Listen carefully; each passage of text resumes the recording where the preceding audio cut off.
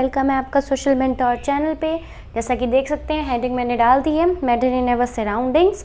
हमारा class 9th का science का ये फर्स्ट चैप्टर है, जिसके लेक्चर हम लोगों ने 3 कर लिए हैं, 3 यानी 4 कर लिए हैं, और ये 5th लेक्चर है हमारा, जो कि स्टेट्स ऑफ मैटर पे ही चल रहा है हम लोग का। इसे आप स्टेट्स ऑफ मैटर का पार्ट 2 भी बोल सकते हैं।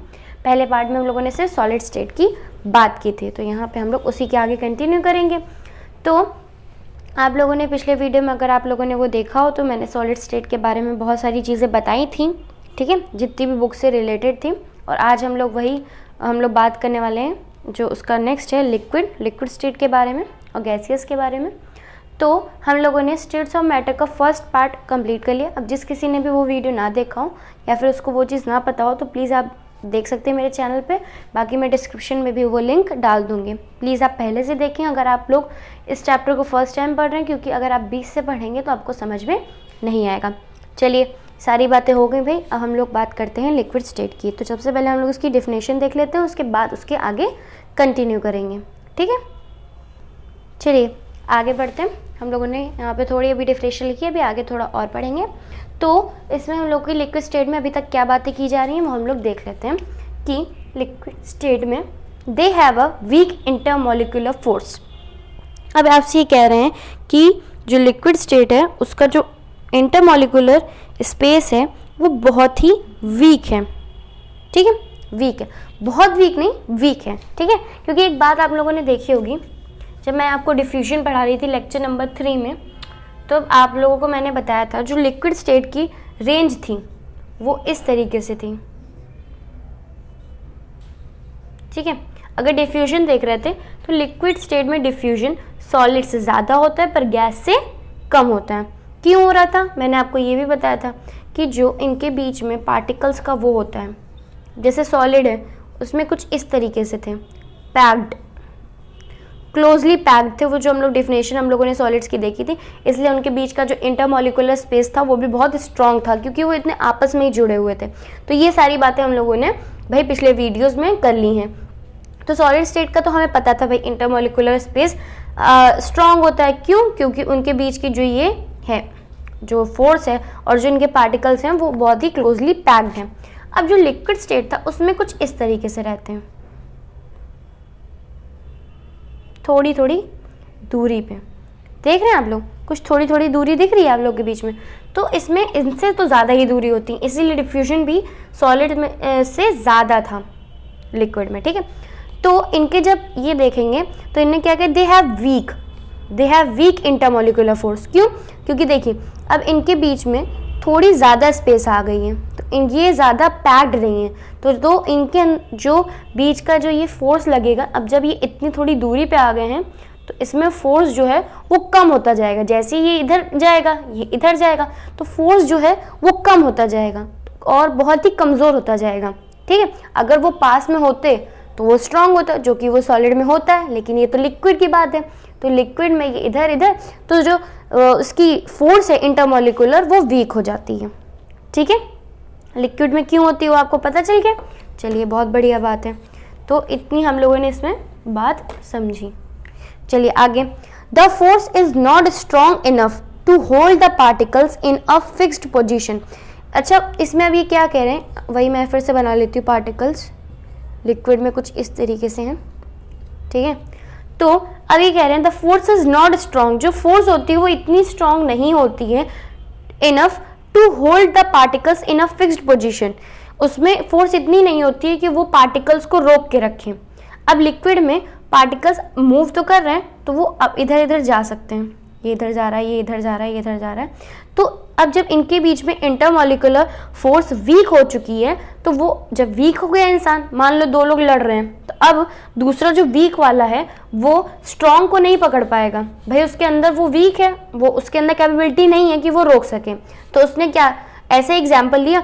तो ये जो पार्टिकल्स हैं वो इतने वीक हो गए, उनकी जो फोर्स है वो इतनी वीक हो गई है कि वो पार्टिकल्स को होल्ड नहीं कर पा रहे हैं, मतलब enough to hold the particles in a fixed position, उन्हें एक फिक्स्ड पोजीशन में होल्ड नहीं कर पा रहे। जैसे ये यहाँ पे है, ठीक है, अब ये यहाँ जा रहा है तो जो इसकी फोर्स है वो रोक नहीं पाएगी, ठीक है, होल्ड नहीं कर पाएगी, क्योंकि वो वीक है, ठीक। इतनी कहानी हम लोग को पता चल गई, बहुत अच्छी बात है।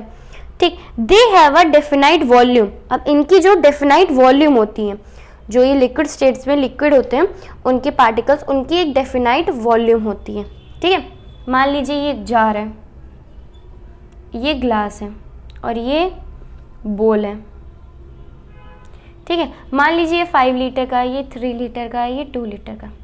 अब इसमें मैंने वाटर भर दी, इसमें भी, इसमें भी। ठीक है, तो जब हमने इसको फुल भरा तो इससे हमें पता चला कि इसमें वाटर कितना है, 5 लीटर, क्योंकि इसकी एक फिक्स्ड क्वांटिटी है। इसकी भी 3 लीटर फिक्स्ड है और इस बोल की भी फिक्स लीटर है 2 लीटर। क्यों? क्योंकि हमें पता है ये जब कंटेनर्स इतने लीटर के हैं तो इनके अंदर जितना भी पानी फुल भरा गया वो भी उतने ही वॉल्यूम का होगा, इसीलिए कहा गया दे have a definite volume. Solids में क्या था, डेफिनाइट शेप, जैसे कि जार है, इसका एक फिक्स्ड शेप है, इसे हम लोग फोर्स लगाएंगे, कुछ भी करेंगे तो इतनी जल्दी से अपना शेप चेंज नहीं करेगा। ठीक, ऐसे। But don't have a fixed shape. हाँ, अब देखिए जो सॉलिड में प्रॉपर्टी थी वो इस लिक्विड स्टेट में नहीं होगी, क्योंकि but don't have a fixed shape, क्योंकि वो तो सॉलिड के अंदर थी। ये डेफिनाइट वॉल्यूम जरूर देगा पर उसका डेफिनाइट शेप्ड नहीं होगा। ठीक है, they can flow and can be compressed, मतलब ये फ्लो भी कर सकते हैं और इन्हें कंप्रेस्ड भी किया जा सकता है। अब ये चीज सॉलिड के पास नहीं थी, सॉलिड्स जो थे वो कंप्रेस्ड नहीं किए जा सकते थे। ठीक है, अब एक मिनट देखिए, इसकी बात अगर हम लोग कर रहे हैं तो थोड़ा सा वो कर लेते हैं कि मैंने आपको बताया कि जो लिक्विड है वो फ्लो कर सकता है। मान लीजिए वाटर है, एक ग्लास में वाटर था, अब वो गिर गया तो पानी यहाँ से यहाँ करके मतलब फ्लोर पे बह गया। तो इसका मतलब क्या है, वाटर क्या है, लिक्विड क्या कर रहा है, फ्लो, मतलब वो फ्लो हो सकता है। ठीक है, अगर वाटर सॉलिड की शेप में आइस में होता तो वो एक जगह पे रहता, लेकिन जब वो मेल्ट हुआ और वो एक वाटर के टाइम में आ गया, लिक्विड में आ गया। ठीक है, सॉलिड से वो लिक्विड में आ गया, तो लिक्विड में आ गया तो वो फैलने लगेगा। इसका मतलब क्या हो रहा है, ये सारी चीज़ें फ्लो करने लगेगा, फैलने लगेगा, हिंदी में अगर मैंने बोल दिया क्योंकि आपको समझ में है। तो इसका मतलब इसीलिए दे कैन फ्लो, मतलब वो फ्लो कर सकते हैं, तो लिक्विड हमारा फ्लो कर सकता है। और ये चीज़ सॉलिड नहीं कर सकता। अब आप सॉलिड में देखो कि आपका वाटर फ्लो कर रहा है, आपका ग्लास करेगा क्या, ग्लास तो फ्लो करेगा नहीं। इसका मतलब सॉलिड में ये प्रॉपर्टी नहीं है। एंड कैन बी कंप्रेस्ड, और इसे कंप्रेस्ड भी किया जा सकता है। वाटर है, आप इसको किसी भी कंटेनर में रख लोगे तो आप इसे कंप्रेस कर रहे हो। ठीक है, सॉलिड को नहीं किया जा सकता। सॉलिड में अगर आप ग्लास में इतना फोर्स लगाओगे तो वो कंप्रेस नहीं होगा, तो वो टूट जाएगा, ब्रेक करेगा। ठीक है, या तो एक जैसे कि ये मार्कर है, मैं इसको दबा के छोटा नहीं कर सकती, मैं ऐसे करूँगी ये छोटा नहीं होगा। हाँ, मैं इसको तोड़ जरूर सकती हूँ, ज़्यादा फोर्स लगाऊंगी तो ये टूट जाएगा। तो ये चीज़ सॉलिड में नहीं हो सकती, लेकिन हाँ ये चीज़ लिक्विड में ज़रूर हो सकती है। They can flow and can be compressed. ठीक है, इतनी बात हम लोगों ने लिक्विड की कर ली। अब चलिए थोड़ा और आगे समझते हैं। चलिए आगे बढ़ते हैं, हम लोगों ने उसी डेफिनेशन को कंटिन्यू कर रहे हैं। However they can not compressed much. अब इसमें आगे क्या बोल रहे हैं कि अभी कंप्रेशन की बात करी तो इसमें कंप्रेशन होता है, लेकिन हमने ये नहीं बोला कि बहुत होता है। इसमें जो कंप्रेशन की मतलब कंप्रेसिबिलिटी कैपेसिटी है वो इतनी नहीं होती, मच नहीं होती, होती है पर इतनी नहीं होती। अब बताओ, क्या वाटर को रोक सकते हो ज़्यादा देर तक? जब आप कंटेनर में तब तक तो रोक सकते हो, उसके बाद आप रोक सकते हो नहीं, क्योंकि वो फ्लो होता जाएगा। तो आप उसे ज़्यादा कंप्रेस नहीं कर सकते, इसीलिए इस लाइन में बोला गया however they can not compressed much. ठीक है, आगे the kinetic energy of particles in liquid is more than that of solids. अब बोल रहे हैं जो द काइनेटिक एनर्जी होती है पार्टिकल्स की in liquid is more than that of solids. अब जो सॉलिड्स होते हैं उनसे, हाँ ये एक नया पॉइंट है कि जो हमारा सॉलिड होता है, सॉलिड से ज़्यादा काइनेटिक एनर्जी होती है। आप यहाँ पे एक नोट बना के लिखें, नोट कि जो काइनेटिक एनर्जी होती है वो सॉलिड से is more than that of solid, liquid में ज़्यादा होती है। ठीक है, इस तरीके से आप बना सकते हैं। ये छोटे छोटे नोट्स होते हैं जो आपके MCQs में, जो आपके आंसर्स में बहुत हेल्प करते हैं। चलिए आगे बात करते हैं। The particles in liquids are less closely packed. ठीक है, जो अब पार्टिकल्स होते हैं लिक्विड्स के वो कम क्लोजली पैक्ड होते हैं। ये बात हम लोग पहले ही कर चुके हैं भाई। ये एक पार्टिकल्स हैं लिक्विड के, ये कुछ इस तरीके से आपकी बुक में बने। अब ये इतनी स्पेस बीच में थोड़ी बहुत तो छोड़ ही रहे हैं, ठीक है। तो ये जब थोड़ी बहुत छोड़ रहे हैं, इसका मतलब है ये कम क्लोजली पैक्ड है। और सॉलिड में क्या होता था, ऐसे ऐसे ऐसे ऐसे बहुत ही अच्छे से पैक्ड होते थे, एकदम दोस्ती नहीं होती गहरी वाली, उस तरीके से। इसमें थोड़ा ये दूर रहते हैं, इसलिए इसको कहा गया आर लेस क्लोजली पैक्ड, ठीक है।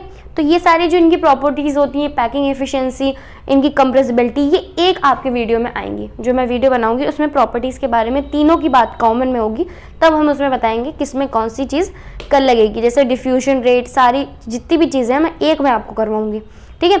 इसमें सिर्फ हम लोगों को स्टेट के बारे में समझना है, इसलिए हम लोग इसमें कर रहे हैं। प्रॉपर्टीज़ हम लोग अलग वीडियो में करेंगे ताकि आपको क्लियर हो सके। लेकिन जो जो चीज़ें बीच बीच में बताई जाए प्लीज़ आप उसे नोट करते जाएं। अभी तक जो मैंने बताया वो आप प्लीज़ उसे नोट कर लीजिए, सब कुछ एकदम नोट कर लीजिए, क्योंकि वही सब चीज़ें होती हैं जो मेन हैं, जो आपकी बुक से रिलेटेड सारी चीज़ें पूछी जाती हैं। चलिए इतना हो गया। अब ये सारा लिक्विड स्टेट के बारे में हम लोगों ने आज बातें करी, या आप बुक में भी आप अपना देख सकते हैं। तो आज हमारा लिक्विड स्टेट से जो भी टॉपिक था वो ख़त्म हो गया, स्टेट्स ऑफ मैटर का। ये लिक्विड स्टेट हमारा खत्म हो गया। 3 स्टेट्स हमें पढ़ने थे, सॉलिड, लिक्विड, गैस। तो सॉलिड हो गया, लिक्विड, अगले वीडियो में हम लोग गैस को कवर कर लेंगे, गैसियस स्टेट को। बाकी 2 तो हमें पढ़ने नहीं थे। तो गाइस, अगर आपको ये वीडियो समझ में आया हो तो प्लीज़ लाइक कर दीजिएगा, शेयर कर दीजिएगा, सब्सक्राइब कर दीजिएगा। कोई डाउट हो तो आप मुझसे पूछ सकते हैं, या फिर आपको जो कोई चीज़ नहीं समझ में आई हो मैं उस पर भी वीडियो बना सकती हूँ। चलिए, इसमें हम लोगों ने सारी लिक्विड की जितनी बातें थी कर ली। अब अगले में हम लोग गैसेस की बात करेंगे। तो अब पढ़ते रहिए, नोट्स बनाते रहिए। मिलते हैं नेक्स्ट वीडियो में, तब तक के लिए बाय बाय।